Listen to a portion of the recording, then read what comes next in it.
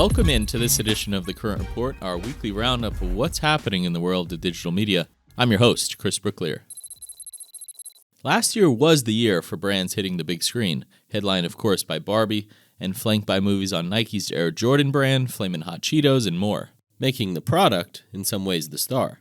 Brands are becoming a bigger part of the story across streaming too, as evidenced by Pinterest partnering with media company Tastemade on its first ever half-hour, 10-episode show. Tastemade creates original programming across streaming and FAST platforms in the lifestyle, food, and travel arena, boasting production studios in 7 countries across the world. But this isn't Tastemade's first foray, though, into this type of content. They've also launched shows with Hyundai and Constellation Brands. These brand-funded shows live and breathe as a way for brands to subvert traditional advertising and attach themselves to an experience, like traveling, eating delicious food, or wine tasting. To get the inside scoop on the power of these partnerships, we're bringing in McCall Gridley, Tastemade's head of sales and partner experience. All right, pleased to be joined by McCall. McCall, you said that your kids are outside. They're not going to be listening to the podcast. Hopefully they listen to it right after they go. I don't know how much experts they are on programmatic advertising, but maybe one day in the future, but happy to have you here. Yeah, thanks so much for having me, Chris. No, I've bribed them with television and sugar as a means of keeping them outside the door. So I think we're good for the next 30 minutes. And then it's anything goes from there. So okay. I'm very interested in this topic that we're going to talk about today, really about brand-funded shows and sort of the rise of them, how much bigger they're going to get. Why do you think that these brand-funded shows are getting bigger, and how does Tastemade fit into all of this? Yeah, that's a great question. Brands have always been looking for ways to connect with consumers at a deeper level. There's a lot that a 30-second or 15-second advertisement can do, but there's a lot that it can't do. And brands have been coming to Tastemade since 2012 to tell great stories and to tell it in the places that audiences are actually watching the content. And they're all out there with the mission of trying to change perception, get people bought into their brand into a deeper level. And with the rise of streaming and the opportunity to tell longer, richer, deeper stories, brands are really flocking to that platform as the new place to tell their brand story.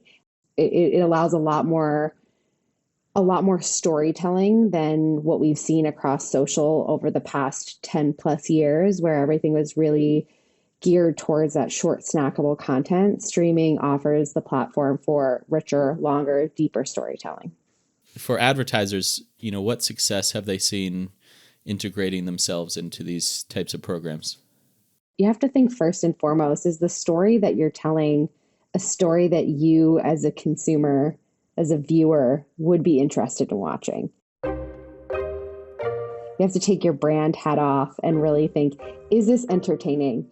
We often tell brands that the value exchange between brand and viewer, brand and consumer, with a 30-second or a 15-second piece of content is very different than asking them to sit down and give an hour or 30 minutes of their time to view your story. And so if you really think about it through the consumer first lens and think, is this a story that I would want to watch if I didn't work here? And then that should be your North Star, and finding a partner who also has that audience first perspective, who can guide you throughout that process to ensure that you're not only telling your brand story, but you're telling an entertaining, truly engaging story is super important, and making sure that what you're putting out at the end isn't just an extended cut of a 30-second TV spot, that it's a true standalone piece of entertainment. So you were describing a little bit earlier about how there's been sort of this maturation or shift from social into streaming. Could you break down for me why that's happening and maybe some of the advantages that you see on streaming for a brand that you wouldn't get through social?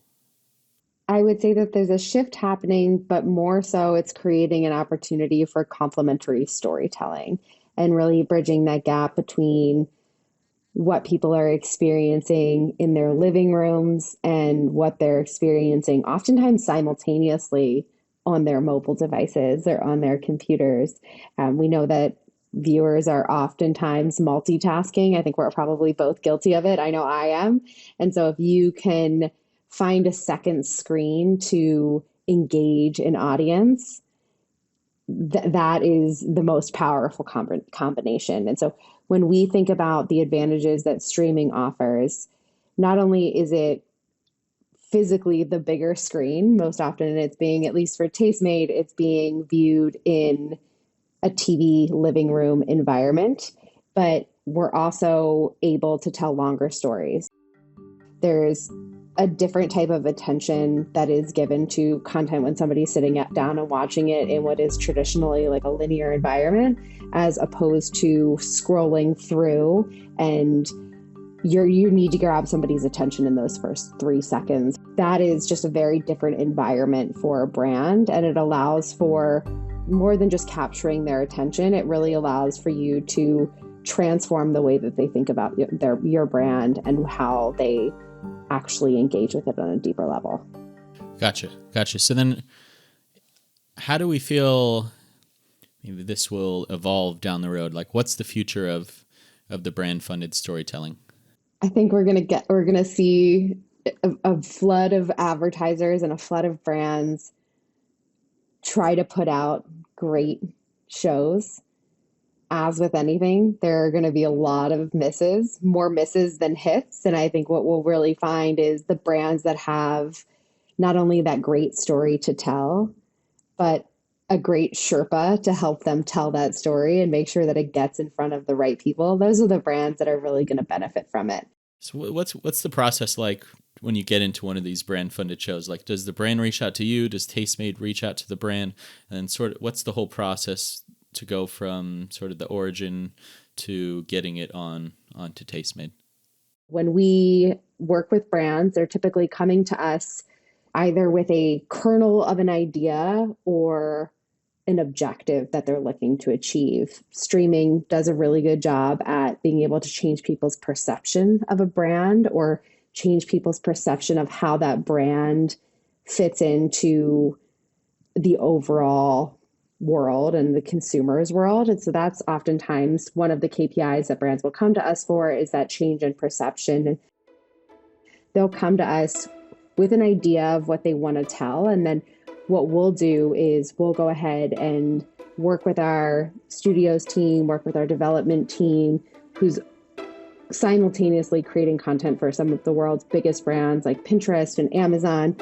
We'll put together a show concept for them, and coupled with that show concept, we'll actually put together what that entire ecosystem of content looks like. I know I mentioned the word ecosystem a few times at this point, but I think it's super important when you're thinking about how to create a great show or a great piece of content, because it's not just that singular piece of content. It's how are you creating different pieces of content that ladder back up to and support the hero asset in all of the places where you know that consumer is watching content. And so what is the role of each of those pieces of content? So we'll put together that original show idea, and then what does that show look like amplified across all of the major social platforms?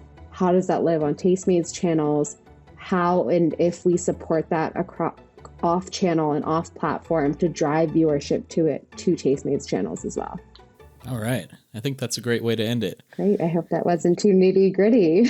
No. We didn't hear anything from your kids, so I think we crushed it. Crossing my fingers that we'd make it out without much interruption, but it's been great chatting today, Chris. I really appreciate the time. And finally, we're capping off this episode with one last thing. This Olympics, viewers will see more sponsorships for B2B companies. The current Zach Wang, who heads up our coverage in Europe, the Middle East, and Africa, shares why. It's a really interesting phenomenon, obviously, when we look at the growth of live sports on CTV, and we look at the Olympics being essentially the premier sporting competition in the world, we're really seeing incredible opportunities for B2B brands to really get out there and to reach their customers in a new way. We've also seen a blurring of lines between what's a consumer and what's a business brand. Your average B2B buyer is really just a normal consumer as well. And so this blurring of channels and the growth of CTV as a channel that can help reach not just consumers, but also the segment of business buyers. That's what's making sponsorships like the Olympics a really interesting playing ground for business to business firms. And there are various examples across sports leagues across the world. So I think we're really starting to see B2B brands take a new approach to how they're reaching their customers, especially with being mindful of how generations are changing. And that's it for this edition of The Current Report. For a deeper dive on all these stories plus more, check out thecurrent.com. And of course, please like and subscribe on YouTube, plus leave us a review on Spotify, Apple, or wherever you listen. And if you want to hear more from The Current, listen to The Current Podcast, where we interview some of marketing's biggest leaders about their keystone career moments and where the industry is going next. We'll see you next week.